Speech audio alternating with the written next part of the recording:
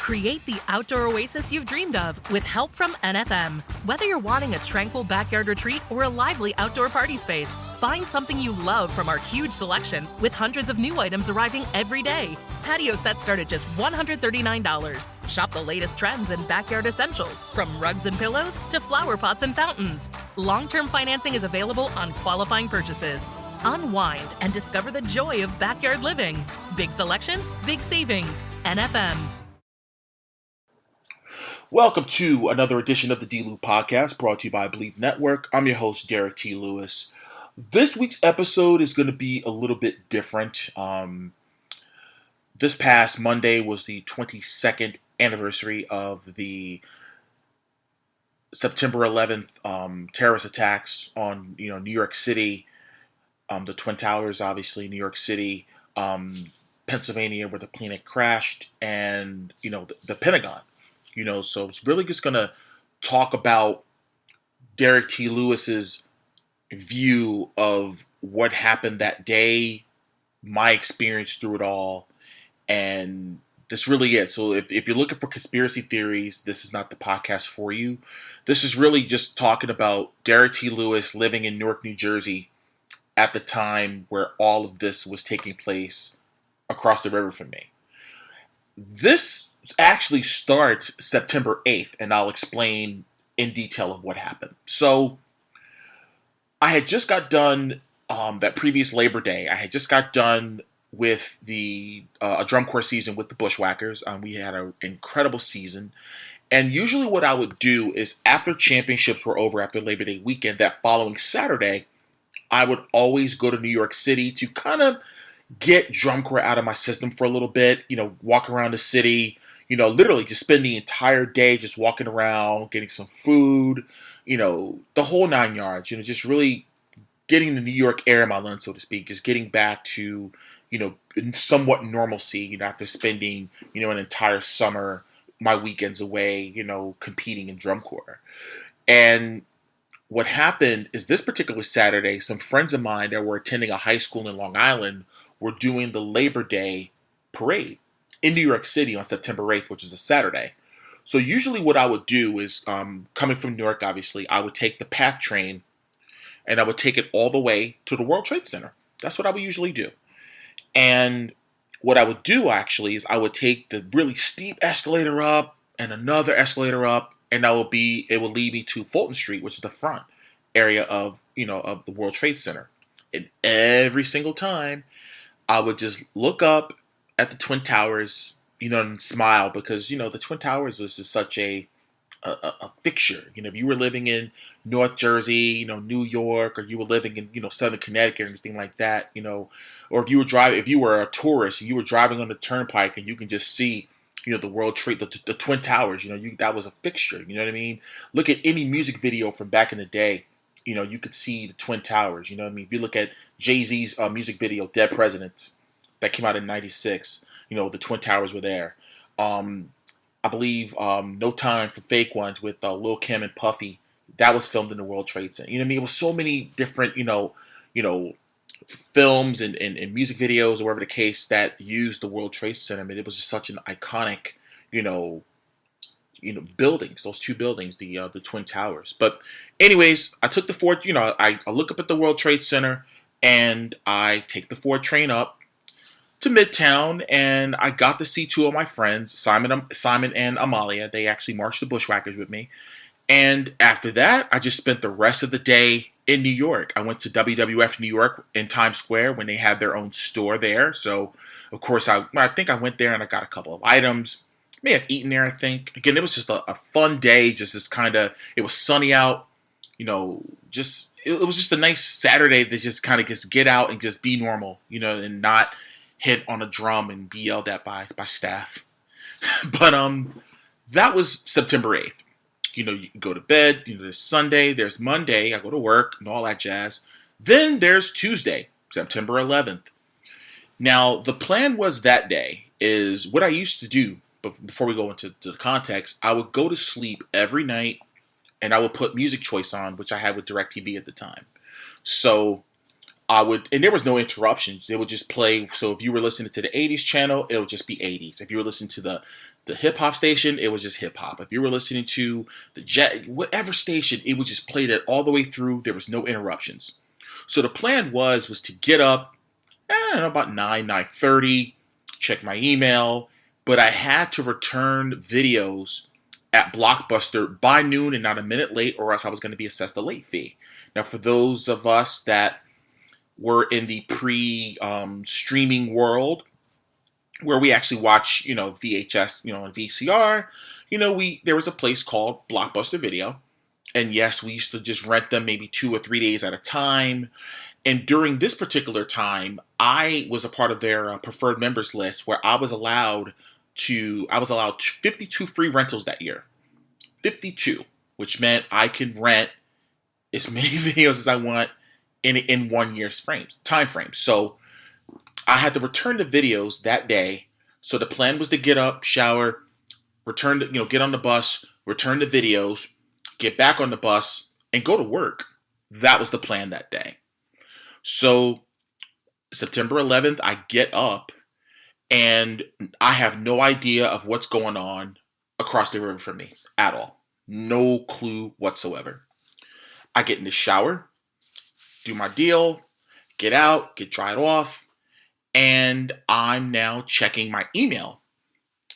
And the Bushwhackers, the drum corps I belonged to, we used to have this thing called the listserv, which meant if you sent an email to the listserv, everybody that was registered to the listserv would get it. And the subject just kept saying U.S. terrorist attacks. Now, people that march with me at Bush, they know that sometimes people can be, they could say some funny things, and I'm just like, oh, just some BS or whatever. So again, I'm just checking all my emails or whatever. But then, of course, I was Mr. Cool Kid back then, and I used to have AIM, AOL is the messenger, and my IMs were on Do Not Disturb or whatever, or just like leave a message or something like that. So my IMs were off, but I kept hearing my IMs go off. I literally kept hearing my IMs go off. And I'm like, what the hell is this? And it was a friend of mine who also marched with the Bushwhackers. His name was Rich Legon. What's up, Rich Legon? Hope you're doing well in Vegas. Rich Legon said, D, where are you? D, where are you? Are you up? Are you up? In like big, bold letters. And I'm just like, what in the world does he want? I'm just trying to figure out what is so important that you're IMing me at like 9 something in the morning. And I was like, what's up? What's going on? He said, do you know what's going on right now? And I said, no, I don't know what's going on. He said, turn on CNN. So I turn on CNN and I see at this point, I think one of the buildings had already fell already. I believe one of the buildings already fell at this point. And if I'm wrong, just DM me or something like that. No, well, hope you forgive me. But that's neither here nor there. I was looking at all this debris and I'm like, okay, what movie is this? Because I'm thinking now, because I'm still trying, it's still registering. I'm like, is this a movie that's causing controversy? And CNN is talking about it or whatever. And Rich told me, no, that is going on right now in New York City. And he's talking about planes hitting the World Trade Center. And I'm just like, wait a minute, time out. How did 2 planes crash into both buildings? You know what I mean? It's like, you don't, back, and guys, for all intents and purposes, we were not living the life that we live now where it's really like high security. Like back then, when you can literally drop somebody off at the airport, whether it's your husband, your wife, your loved ones, whatever it is, your friends, you can literally walk them to the gate. Like that's how life was back then. You could drop somebody off at the airport, walk them all the way to their gate, stay there until they board. That's how it was. You can't do that anymore, unless you are permitted through when TSA, they do your ticket. You make sure it matches your ID or driver's license or your passport or whatever it is. That's how you do it now. And obviously you have the security checks when you got to take off your shoes, take off your belt, take off your everything. Like it's a totally different deal than it was back then. And it was just wild to me to hear the details of what happened. And the fact that I believe there were still two planes in the air at the time of all this was going on, after the two planes had crashed. And I think it was when the second building, because I'm sitting on the edge of my bed, and I'm going from my desk where my computer was, to my bed, and I'm trying to like pay attention to what's going on. And then all of a sudden I see the second building fall, and I just screamed so loud. I mean, I really did. And I'm just looking at all of this smoke and debris that's like going through the streets of New York City, and it looked like apocalyptic. It really did. Like it looked like something that you would see in a movie. We've seen tons of movies in the past where, special effects, you'll see this type of stuff and you would think, that can never happen. But then all of a sudden it's happening right before our very eyes. And it's like, oh my God, like I just could not even think in terms of like the people that were inside the building. I'm just like, oh my God, like I was just really just praying that, man, it's like you hope they're okay. But I mean, you're talking about 1,300 feet in the air. Both these buildings were, and it's like you would want to hope for the best, but then of course that's more than likely they didn't survive. You know what I mean? And a lot of lives perished that day. But all I could just remember was trying to all the cell towers were down, obviously, because the biggest tower, one of the antennas actually was on the top of the World Trade Center, and of course both buildings are down now. So the only thing we had was our landlines at this point. So I know my mom, I think, came home from work and was trying to, I think she knew I was sleeping like before she went to work, and she comes home and she says, do you know what's going on? I'm like, yeah. And at that point, I was just so numb to it. Was like, I really didn't want to verbally say anything, because it was just like, I'm still trying to comprehend what I just saw on TV, and just trying to just think like, who would do something like this? Who would do something this evil? You know what I mean? That would do something to, it doesn't matter where it was. It could have been in, I don't know, name the country. I don't care. It just, you're like, who would do something like that? That it was just wrong. And it pains me even now to, when you hear even more stories that were never told about people and how they, suffered with the loss of a loved one. But anyways, once the day is like going on, now everyone in the drum corps, bushwhackers, we're all on a listserv trying to figure out, okay, where is everybody? And because we had a couple of members that actually worked in New York City, if I'm not mistaken. We had about 6 or 7 people that actually had jobs in New York City. And we were literally trying to pinpoint where everybody was, and we wanted to make sure that every single one of them were accounted for. And one by one, like an hour or two go by, somebody got home and said, "Hey, I'm home," or whatever. That was like, okay. And I think it got to the point, it was like late at night until like everybody was accounted for that was working in New York City. So I felt good about that. But I thought about a gentleman that actually taught me 30 years ago. His name was Kenny DeStevens. He was actually working at the World Trade Center when the World Trade Center bombing happened in February 1993. He crossed my mind, and I was on a news group. It was a Google news group. I don't want to say a news group, but it was like a group page type thing. It was like a message board called RAM-D. And for drum corps people that are listening to this podcast right now, I'm sure you're giggling at the notion of me mentioning RAM-D and what type of cesspool that was.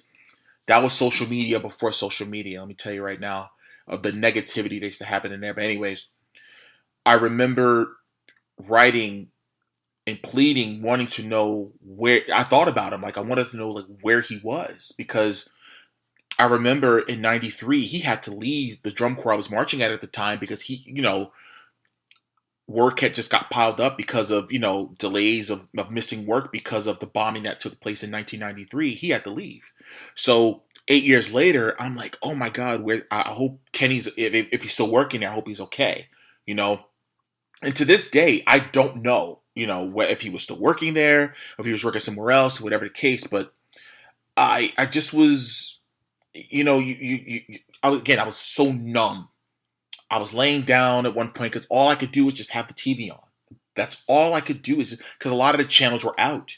So CNN was basically the only outlet that I basically had my TV on, and just looking at reports that were coming in, just looking at reports, and you're seeing still smoke, and all, just covering New York City. And it didn't hit me that this happened. Because in a way, I was a little bit in denial. I was like, this can't be. So I take a walk down the street and around the corner, because there's a spot on Clifton Avenue, or not too far from where I used to live, where you could. It was a overpass of Route 280 East and West. Now, if you're traveling Route 280 East, you could easily see the New York skyline. And you will be able to see the Twin Towers, clear as day. So it didn't hit me that this was real until I went to that little overpass there, and all I saw was pitch black smoke. I kid you not. And all I could do was cry, man. And it was painful to see. I cannot unsee what I saw on what the altered New York skyline looked like that day. I kid you not. Like, it's hard to even describe, because it's something that, again, and I was telling you in the beginning of this episode, that whether you're living in the area or if you're traveling through the area, everyone knew what the Twin Towers were and what it meant.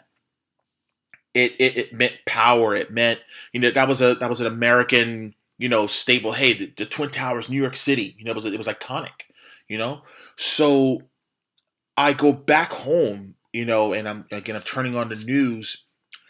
Now, I know that the buses had stopped running, all mass transit stopped running. Clearly, all the planes had stopped running.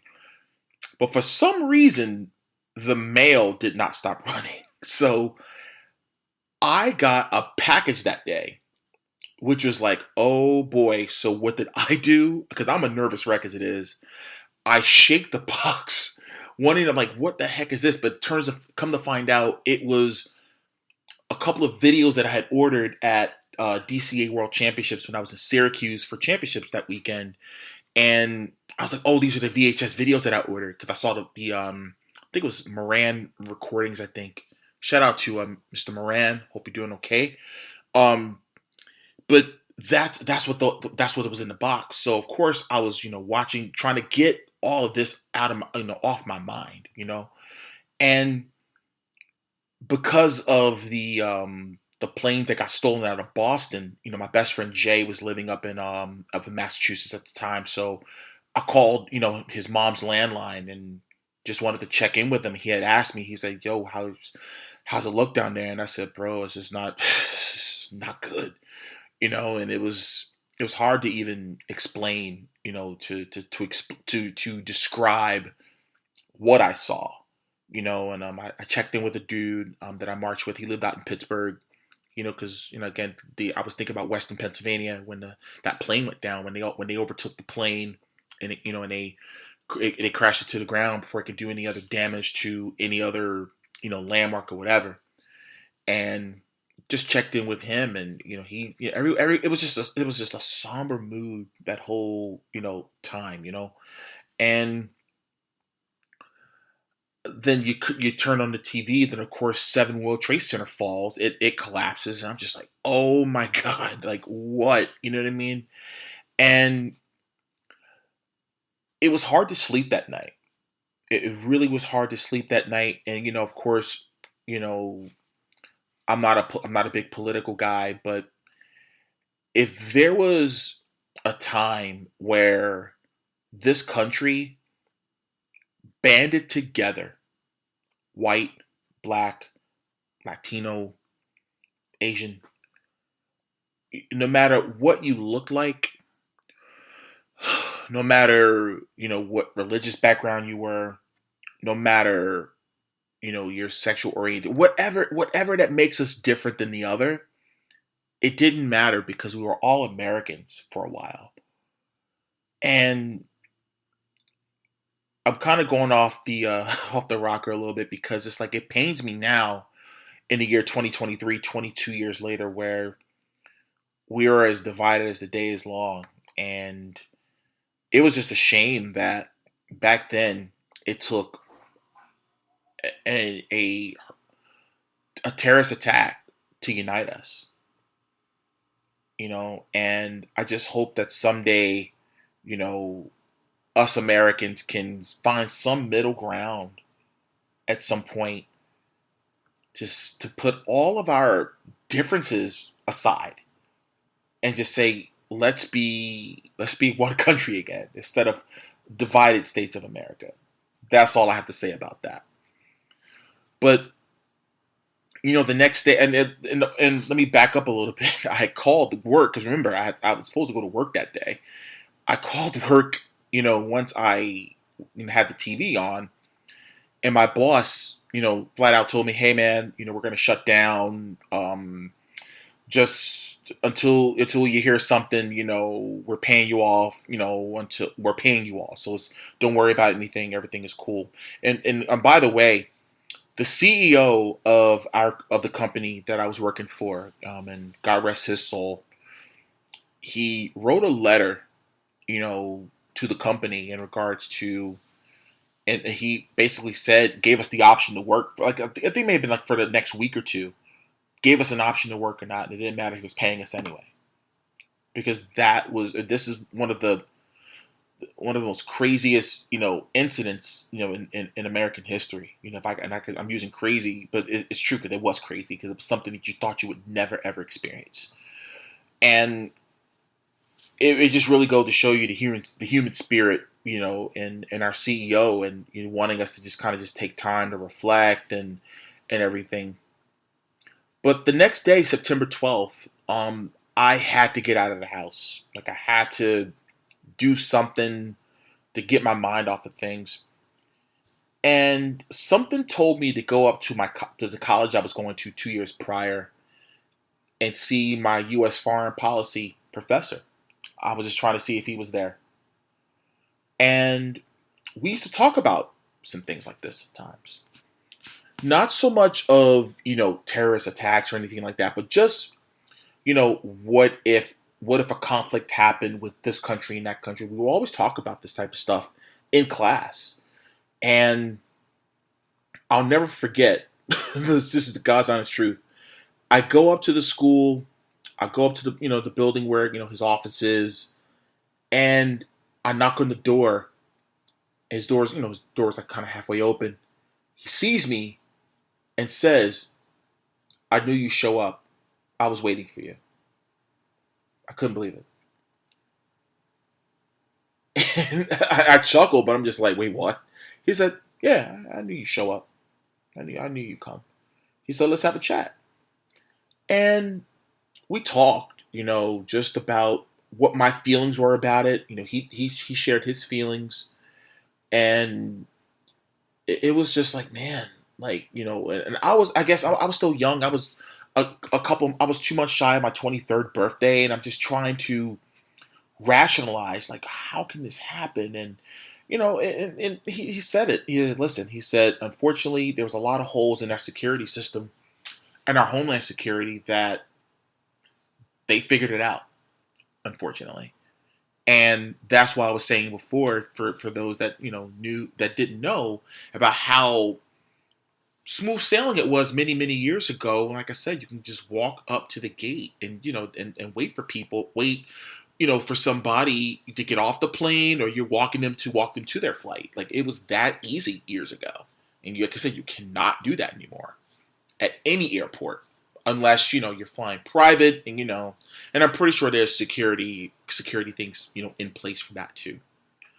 But, after I met with my professor, and, we talked for a little while, and he really thanked me for, coming by. And he reminded me of Mr. Feeney from Boy Meets World. He resembled him a little bit, but he was such a knowledgeable human being, and I enjoyed listening to him in his lectures in class when I was a student at the college. And just to hear his perspective on what had happened the day before, you know, it didn't make things easier, but it kind of was like you wanted to talk to somebody. You know what I mean? And and I needed that. But I didn't want to go home. I didn't want to watch TV. And I went down to a job I used to work at. It was a sports apparel store I used to work at. And shout out to Allison. Hope you're doing well. And she was like, "Hey, how you holding up?" And I was just like, "Sheesh," you know what I mean? And there was a gentleman that was like walking through the halls of where we were, and he had a suit on, a backpack, and he had all this debris over his suit, and he needed clothes because all of his luggage had got lost at the World Trade Center. And he, all he had was his backpack, would have his laptop in it, and he had no toiletries, he had nothing. And Allison had given him a I think some sweatpants that were on sale or something like that, give him a hoodie, just to kind of give him something, you know what I mean? And I just remember just giving him the biggest hug, thanking God that he was okay, and that he was able to get out of there. You know what I mean? He had to walk over the bridge, I think, to get to New Jersey. You think, I'm in New Jersey, you know what I mean? So there was tons of people that had walked the bridges. I don't know about the tunnels. I don't know about that, but I do know the bridges. I know the George Washington Bridge people were walking over to get back to the Jersey side. I can't speak about the ferries or anything like that. I don't know whether the ferries are running that day or not, but I do know people were literally walking bridges to get across. It was crazy. And I go back home, and I knew that life as we knew it was going to be different going forward. And it was just crazy to think that, like, man, when I listen to music prior to 9/11, and I get so many fond memories of what life was like back then. And it was such an easier way to live. It was such a smoother way to live. So many different so many things. And 9/11 just altered everything.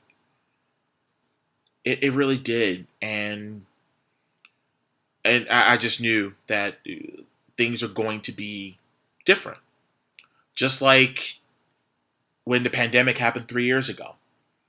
Life as we knew it in March 2020, when the pandemic happened for COVID, was going to alter things. Life is much different. I think it's just the way it is. It's the winds of change. But again, with 9/11, it's just like, man, like you wish things like that never happened. I just wish that never happened. I truly, truly do. But that's basically my lens, as far as my experience, going back to, going through the World Trade Center 3 days before 9/11. I just wanted to bring that home.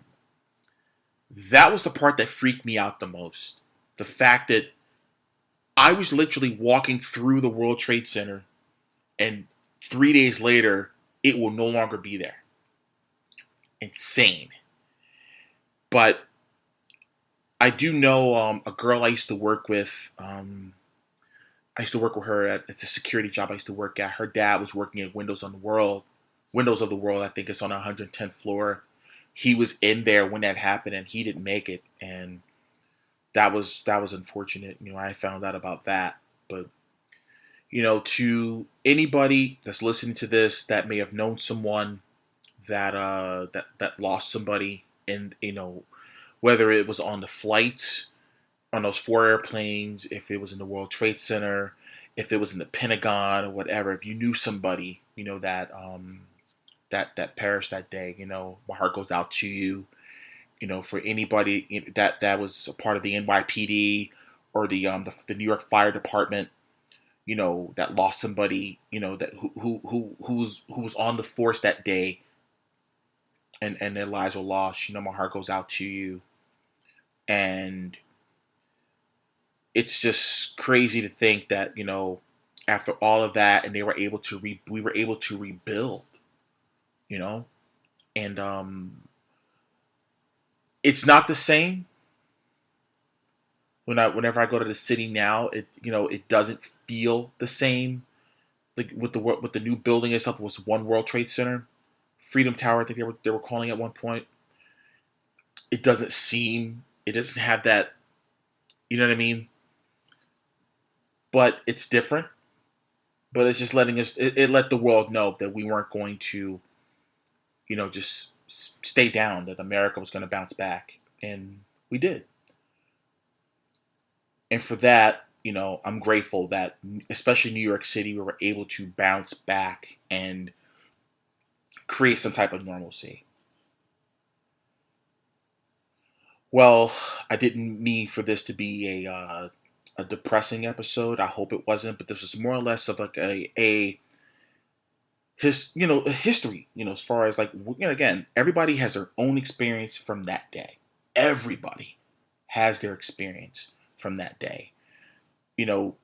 For those that follow me on social media, and I talk about my great niece Jada, and I love her dearly, and she was about a couple of weeks from turning 2 years old when 9/11 happened. And a couple of years ago, her and I were in the car, and she asked me, where was I on 9/11?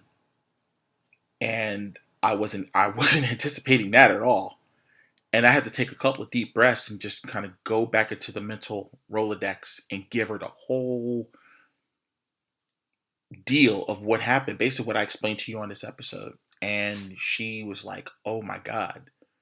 You know what I mean? And just just giving what you saw, and like I said, the guy that had all the debris on his suit, the next day and everything. It was just like, man, crazy.